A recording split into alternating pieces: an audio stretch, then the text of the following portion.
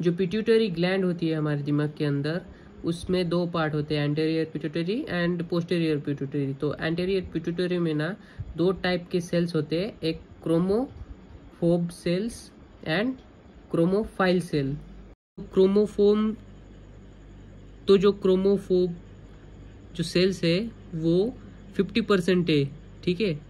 तो उसके पास वो स्टेन भी है ना, वो स्टेन ज़्यादा होते नहीं, पुअरली स्टेन होते, एंड उसमें ना जो ग्रैन्यूल्स होते हैं ना वो एब्सेंट होते हैं, ठीक है। तो उसके अपोजिट जो क्रोमोफाइल होता है वो क्या होगा, वो ग्रैन्यूल्स होगा, उसमें लार्ज नंबर ऑफ ग्रैन्यूल्स होंगे एंड डार्कली स्टेन भी होगा, ठीक है। अब जो क्रोमोफाइल सेल्स होते हैं उसमें भी दो टाइप के होते हैं, किसके बेसिस पे, स्टेनिंग प्रॉपर्टी के बेसिस पे, मतलब वो जो स्टेन लगता है उस सेल के ऊपर, उससे दो टाइप के सेल्स हम उसमें भी डिवाइड कर सकते हैं, तो क्लासिफाई कर सकते हैं। तो acidophilic cells and basophilic cells, ऐसे दो टाइप के सेल्स होते हैं, वो भी 35% एसिडोफिलिक होते हैं और 15% बेसोफिलिक होते हैं, ठीक है। तो अब हम क्या करेंगे, सिक्रेट जो करते हैं ना उसके ने क्या क्या सिक्रेट करते हैं, कौन, मतलब क्रोमोफाइल सेल जो है वो सिक्रीशन करती है, क्रोमोफोब जो सेल ही वो सिक्रेट नहीं करती थी, अब ये सिक्रेट करती है, तो उसके बेसिस पे उसे हम क्लासिफाई करते हैं। तो सोमेटोट्रोप्स, कॉर्टिकोट्रोप्स, थायरोट्रोप्स, गोनाडोट्रोप्स एंड लैक्टोट्रोप्स, नाम जैसे वैसे उनकी, मतलब वो सिक्रेट करेंगे। अब सोमेटोट्रोप्स क्या करेगा, सिक्रेट ग्रोथ हार्मोन, ठीक है। कॉर्टिकोट्रोप्स एड्रेनोकॉर्टिकोट्रोपिक हार्मोन सिक्रेट करेगा, cortico adrenocortico. Then thyrotrophs we secrete the thyroid stimulating hormone, ठीक है, TSH, thyrotrophs thyroid stimulating hormone. Gonadotrophs gonadotrophs क्या करेंगे, सिक्रेट फॉलिकल स्टिमुलेटिंग हार्मोन, ठीक है।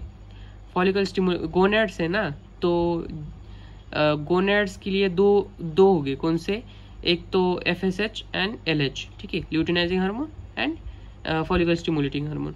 देन लैक्टोट्रोप्स क्या करेगा, सिक्रेट प्रोलैक्टिन, ठीक है, ये इंपॉर्टेंट है, मतलब बाकी के भी है, ये भी उतना ही इंपॉर्टेंट, प्रोलैक्टिन। अभी आपने जो देखा एसिडोफिलिक जो है, अभी जो ये एसिडोफिलिक है वो 35% है, यानी कि 30 से 40% में अल्फा सेल्स या फिर एसिडोफिलिक सेल्स होंगे।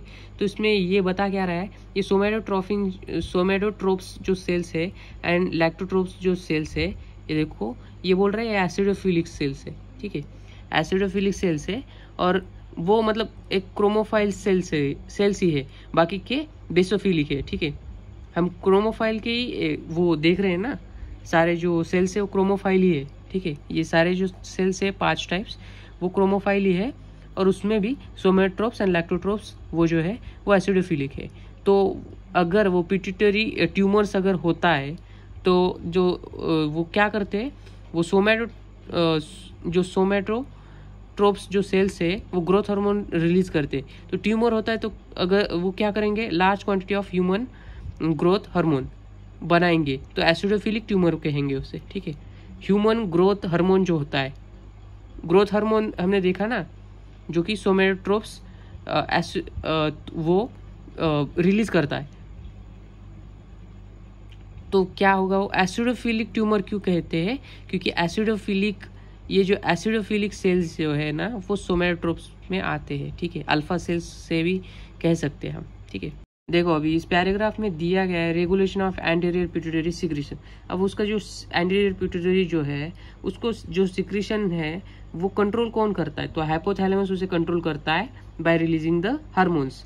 तो पिट्यूटरी का नाम तो उस हार्मोन्स को दे नहीं सकते, तो हार्मोन्स को नाम देना है, कुछ दिमाग के अंदर ही नाम है ना, तो न्यूरो हार्मोन्स का उसे नाम दे दिया।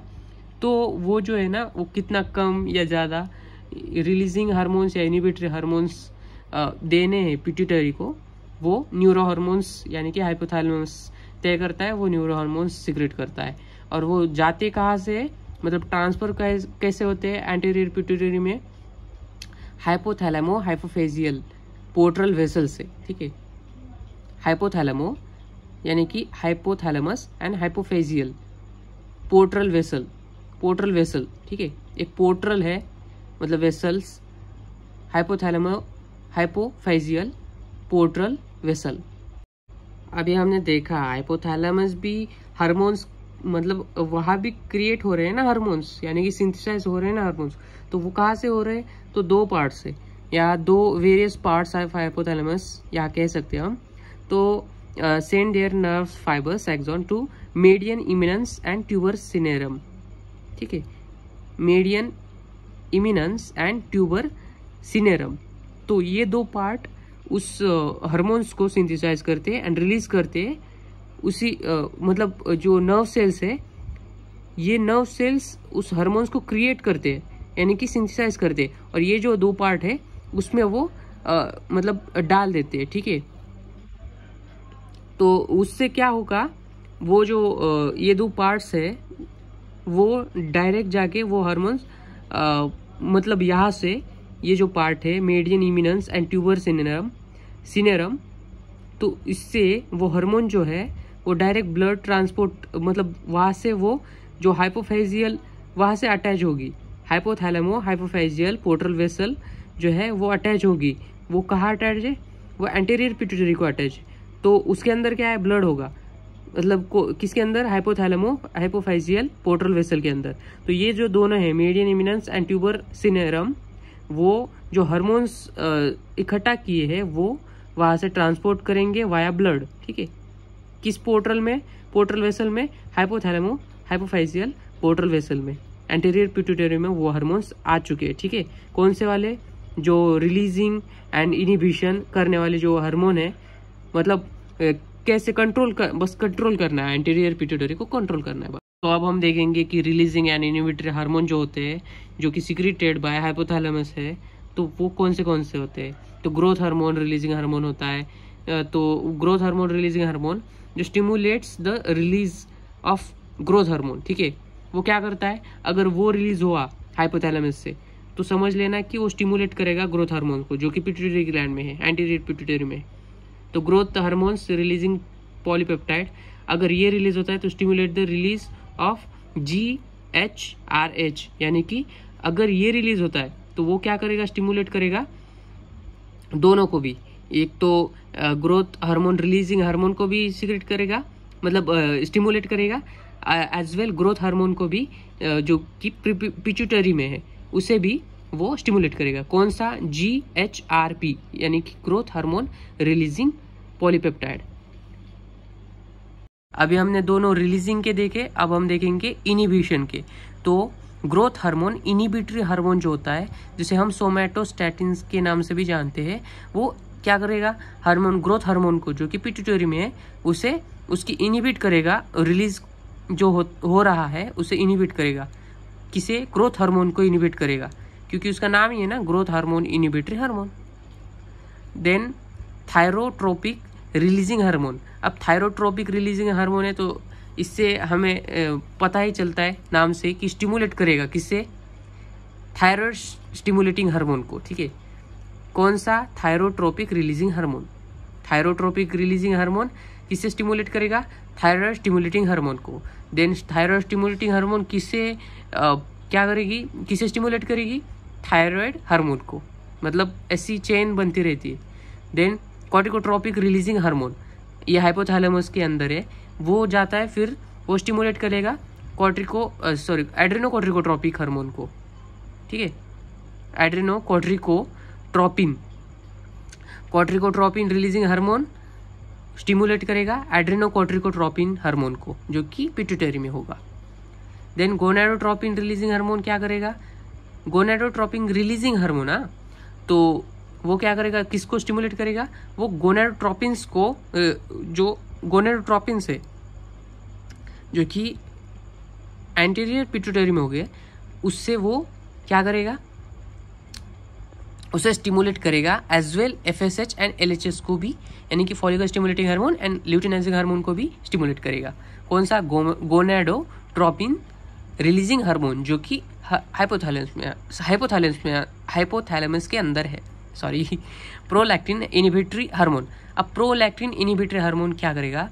इनिबिटरी है तो इनिबिट ही करेगा ना, inhibit prolactin secretion. It believe that PIH, यानी कि prolactin inhibitory hormones is a dopamine. ठीक है, डोपामाइन से भी उसे डोपामाइन बोलते। तुम्हें एक बार तो जानने की मतलब इच्छा होगी कि जो दो पार्ट थे ना हाइपोथैलेमस की, जो कि मीडियन इमिनेंस एंड कौन सा ट्यूबर सिनेरम जो था, उसमें से ये जो यहाँ पे मीडियन इमिनेंस, यहाँ एक छोटा सा पार्ट दिया है, ऐसा होता है। देखो यहाँ से जो सेल्स है, जो नर्व सेल्स है, वो हार्मोन को सिक्रेट करेगी, वो फिर यहाँ आ जाएगी, फिर यहाँ से जो ये जो है ना, ये जो स्टेम है, इनफंडिबुलर स्टेम इसे बोलेंगे। तो ये जो एंटीरियर पिट्यूटरी जो है, उस एंटीरियर पिट्यूटरी में क्या होगा, वो ब्लड स्ट्रीम से वो हार्मोन से ना वहाँ से रिलीज होगी यहाँ तक। तो इस ये जो क्या बोलेंगे, वो वेसल्स है ना, उस वेसल को क्या कहेंगे, उस वेसल को हम कहते हैं हाइपोथैलेमो हाइपोफाइजियल पोर्टल वेसल कहेंगे। ठीक है, तो अभी हमने देखे जो हाइपोथैलेमस जो सिक्रेट कर रहा है, जो हार्मोन्स को जो स्टिमुलेट कर रहे हैं पिट्यूटरी ग्लैंड्स के हार्मोन्स को, वो तो हमने देख लिए। अब हम देखेंगे एंटीरियर पिट्यूटरी में कौन से जैसे हार्मोन्स है, जो कि हमने पहले ही देख लिए, फिर भी देख लेते एक बार। तो 6 हार्मोन्स होते हैं। एक ग्रोथ हार्मोन होता है, उसे सोमेटोट्रोपिक हार्मोन्स के नाम से भी जानते हैं सब लोग, क्योंकि सोमेटोट्रोप सेल्स जो कि हाइपोथैलेमस के अंदर है, इसलिए सोमेटोट्रोपिक हार्मोन्स। अब समझ में आया यहाँ क्यों और से सोमेटोट्रोपिक हार्मोन्स ऐसा बोला है।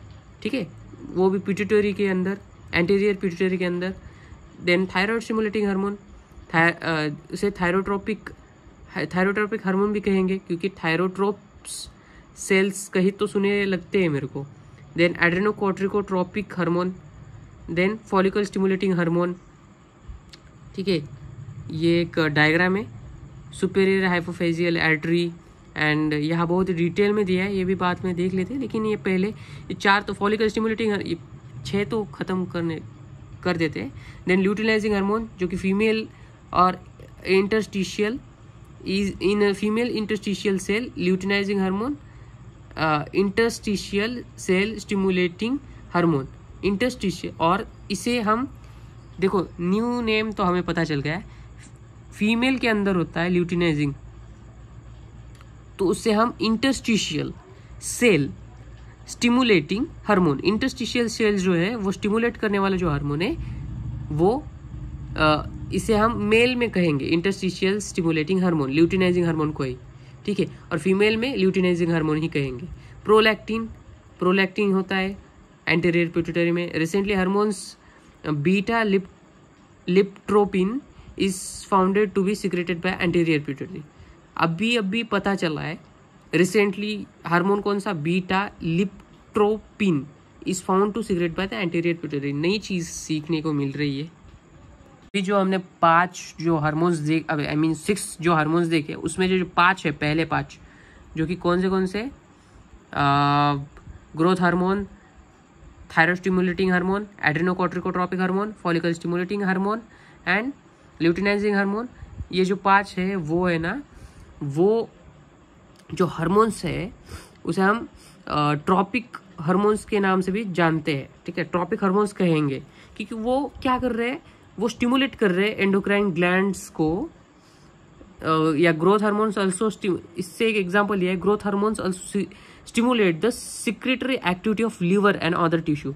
वो क्या कर रहा है, सिक्रेटरी एक्टिविटी जो है लिवर की एंड अदर टिश्यूज की, वो ग्रोथ हार्मोन उसे स्टिमुलेट कर रहा है। ठीक है, बट जो प्रोलैक्टिन जो है वो ना, प्रोलैक्टिन क्या करता है, वो मिल्क सिक्रेशन के अंडर में आता है, मतलब वो थोड़ा अलग ही है झोल, वो प्रोलैक्टिन का अलग है, मिल्क सिक्रेशन के लिए वो अलग से वो है। ठीक है, इसलिए बस 5 ट्रॉपिक हार्मोन्स है, बाकी के prolactin concern with milk secretion. ठीक है, अब गोनेडोट्रोपिक हार्मोन्स किसे कहेंगे, follicle stimulating hormone and luteinizing hormone are together called gonadotropic hormones और gonadotropins because of their action on gonads. ठीक है, ये कुछ इम्पोर्टेंट नहीं था। हर बार वही सीखने के लिए, मतलब हर बार हम वही सीखते हैं और बुक बड़ी बन जाती है और हमें लगता है कि बहुत ज़्यादा इन्फॉर्मेशन है। कुछ नहीं, वही 10 बार देते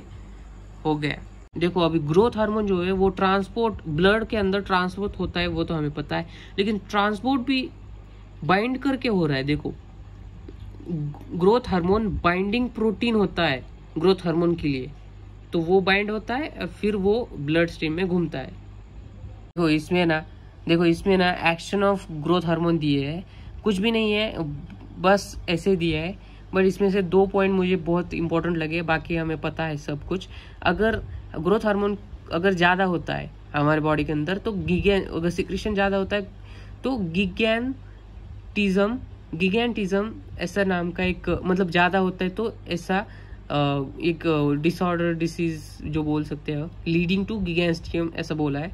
देन जो ग्रोथ हार्मोन है अगर वो कम होता है तो डॉर्फिज्म, छोटे बच्चों के अंदर डॉर्फिज्म देखने को मिलता है। डॉर्फिज्म छोटे बच्चे छोटे ही रहते हैं। गिगैंटिज्म यानी कि अगर बच्चा बड़ा हो रहा है साथ ही साथ वो बहुत ज़्यादा ही बड़ा हो रहा है, ज़्यादा ही हाइट हो रही है, उसे गिगैंटिज्म बोलेंगे।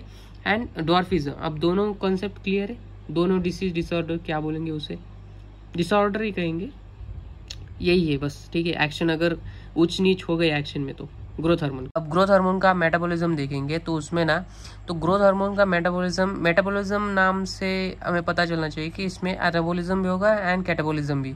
अब कहा कैसे हम देखेंगे। अब ये जो ग्रोथ हार्मोन है ना वो क्या करेगा, मेजर टाइप फूड स्टफ जो होता है हमारे अंदर के, जो खाना खाते हैं हम, उससे जो प्रोटीन बनता है, लिपिड बनता है, कार्बोहाइड्रेट्स जो बनते हैं, वो जो होता है ना वो प्रोसेस, उसके अंदर वो थोड़ा दिक्कत करता है या फिर मतलब इनिबिट करता है, स्टिमुलेट करता है, ऐसे कुछ होगा। तो देखते हैं उसे भी। तो मेटाबॉलिज्म जो होता है वो क्या करेगा, ग्रोथ हार्मोन जो करेगा वो प्रोटीन सिंथेसाइज करने के लिए वो इंक्रीज, मतलब प्रोटीन सिंथेसाइज होगी ना, वो ग्रोथ हार्मोन अगर वहाँ जाता है तो वहाँ इंक्रीज होगा प्रोटीन सिंथेसाइज, ठीक है। And mobilisation of the lipid and conservation of carbohydrate, वो तो समझ में आ रहा है हमें। देन मतलब वो इंक्रीज कर रहा है बस। तो प्रोटीन को कैसे वो इंक्रीज करता है वो देख लेते हैं अब हम। तो प्रोटीन को डायरेक्टली वो क्या करेगा, वो जो अमीनो एसिड ट्रांसपोर्ट हो रहे हैं ना उसे वो इंक्रीज करेगा, ट्रांसपोर्ट हो रहे सेल मेम्ब्रेन से उसे वो इंक्रीज करेगा। Then concentration of amino acid in the cell increases, जो कॉन्सेंट्रेशन होगा सेल के अंदर, जो कॉन्सेंट्रेशन होगा अमीनो एसिड का जो कि बाहर जा रहे हैं धीरे धीरे, वो कॉन्सेंट्रेशन भी बढ़ाएगा, वो बाहर जाने की स्पीड भी बढ़ाएगा। देन उसे मतलब वो बेसिकली प्रोटीन को एक्सेलरेट कर रहा है बाहर जाने के लिए, जल्दी जल्दी काम करने के लिए, ग्रोथ हार्मोन, ठीक है। ये एक काम हो गया। देन क्या करेगा, अनदर जो राइबो न्यूक्लिक एसिड जो होता है, जिसे हम आरएनए कहते हैं, जो कि डीएनए से बना होता है, वो क्या होगा, देखो अभी यहाँ जो है ना वो राइबो न्यूक्लिक एसिड जो है ना वो इंक्रीज करने का काम भी होगा, यहाँ पे वो करेगा ग्रोथ हार्मोन, क्योंकि उसका ट्रांसलेशन करने का, क्योंकि ट्रांसलेशन होने के बाद वो क्या करेगा, growth hormone increases the translation of RNA, okay, RNA in the cells, ये तो हमें पता, अभी तक तो हमने जाना। देन वो जो क्योंकि जो राइबोसोम्स होते हैं वो एक्टिवेटेड होंगे, क्योंकि आरएनए जो है ना वो उसका ट्रांसलेशन हुआ प्रोटीन बनने के लिए। तो प्रोटीन कहाँ से कैसे बनेगा, तो आरएनए, अगर जो हमारा आरएनए है वो अगर इंक्रीज हो रहा है तो समझ लेना कि राइबोसोम्स एक्टिवेट हो रहे धीरे धीरे, और वो जो एक्टिवेटेड राइबोसोम्स है वो प्रोटीन्स बनाते हैं। अगर ज़्यादा एक्टिवेटेड हो गए तो मोर प्रोटीन सिंथेसाइज होगा प्रोटीन का, समझ लिए। तो ग्रोथ हार्मोन जो होते हैं वो increase the RNA translation even without increasing the amino acid transport. अब अमीनो एसिड का ट्रांसपोर्ट तो करते हैं, हमने देख लिया, बट अमीनो एसिड यहाँ ऊपर ही हमने देखा ना, अमीनो एसिड का transport through the cells membrane वो कर रहे, बट अगर अमीनो एसिड का ट्रांसपोर्ट नहीं भी कर रहे, वो भी अगर नहीं होता तो आरएनए का ट्रांसलेशन तो हो रहा है ना, आरएनए का ट्रांसलेशन हो रहा है, तो even without increasing the amino acid transport वो ग्रोथ हार्मोन इंक्रीज कर रहा है आरएनए को। देन आरएनए क्या करेगा, राइबोसोम को मतलब वो एक्टिवेट करेगा, राइबोसोम एक्टिवेट करेगा, आरएनए बढ़ रहा है तो राइबोसोम एक्टिवेट करेगा प्रोटीन को, समझ लिया। देन यही एक काम, ये 2-3-4 काम है उसके। Then increase the transcription of DNA to RNA, ये वो भी करता है, डीएनए से आरएनए ट्रांसक्रिप्शन बोलते हैं, तो वो भी डीएनए से आरएनए करने का काम इंक्रीज भी करेगा। देन आरएनए से ट्रांसलेशन करने का काम भी वो इंक्रीज करेगा, और आरएनए से वो आरएनए बढ़ रहा है तो समझ लेना राइबोसोम बढ़ रहा है, राइबोसोम बढ़ रहा है मतलब एक्टिवेट हो रहा है, राइबोसोम एक्टिवेट हो रहा है तो प्रोटीन एंड सिंथेसाइज भी होगा, ठीक है। तो ये भी है एक कारण जो कि डीएनए इंक्रीज हो रहा है। It also stimulate the transcription of DNA to RNA, RNA turns accelerate the synthesis of the protein into the cell. वो आरएनए एक्सेलरेट कर रहा है synthesis of the protein into the cells, protein को synthesis करने के लिए RNA accelerate कर रहा है, जो कि हमने देखा। Then decrease the catabolism of protein. अब हम कैटाबॉलिज्म यानी कि काटने का काम, प्रोटीन को मतलब काटने का काम जो है डिक्रीज कर रहा है। कौन? Growth hormone. कैसे? Growth hormone inhibit the breakdown of the cellular protein, वो कम कर रहा है सेलुलर प्रोटीन को, जो ब्रेकडाउन हो रहा है वो कम हो रहा है। It help in the building up the tissue, okay, simple. And indirectly वो अगर वो उससे कैटाबॉलिज्म हो रहा है, प्रोटीन का जो डिक्रीज कर रहा है, इनडायरेक्टली वो प्रमोट कर रहा है एनाबॉलिज्म को, प्रोटीन के एनाबॉलिज्म को वो प्रमोट कर रहा है, ठीक है। तो उसमें से भी वो ग्रोथ हार्मोन जो है वो, अब देखो एक प्रमोट कैसे कर रहा है, देखो ग्रोथ हार्मोन जो होता है वो वो क्या करेगा, इंक्रीज करेगा किसे? इंसुलिन को। अब इंसुलिन क्या है? Beta cells of isolate of pancreas, ठीक है। पैनक्रियास के अंदर आइसोलेट ऑफ पैनक्रियास नाम का एक पार्ट है पैनक्रियास का, तो मतलब एक यूनिट समझ सकते हो, उसमें बीटा सेल्स होते हैं। तो बीटा सेल्स इंसुलिन सिक्रीट कर रहे हैं, तो इंक्रीज को इसे मतलब इंसुलिन को इंक्रीज करने के लिए growth hormone increases release of insulin, और इंसुलिन अगर रिलीज होता है तो anabolic effect of on protein वो इंक्रीज होगा, which has anabolic effect on the protein. इसीलिए वो इंसुलिन को भी इंक्रीज करता है, क्योंकि उसका एनाबॉलिक इफेक्ट जो है यानी कि जोड़ने का काम, बढ़ाने का काम, वो प्रोटीन के ऊपर होता है, ठीक है। इसीलिए वीडियो काफ़ी लंबी हो चुकी है, उसमें भी on fat metabolism, fat metabolism रह गया है, कार्बोहाइड्रेट मेटाबॉलिज्म भी रह गया है, प्रोटीन का मेटाबॉलिज्म हमने देखा है, बट जो वीडियो है बहुत ही लंबी हो चुकी है। तो मिलते हैं नेक्स्ट वीडियो में।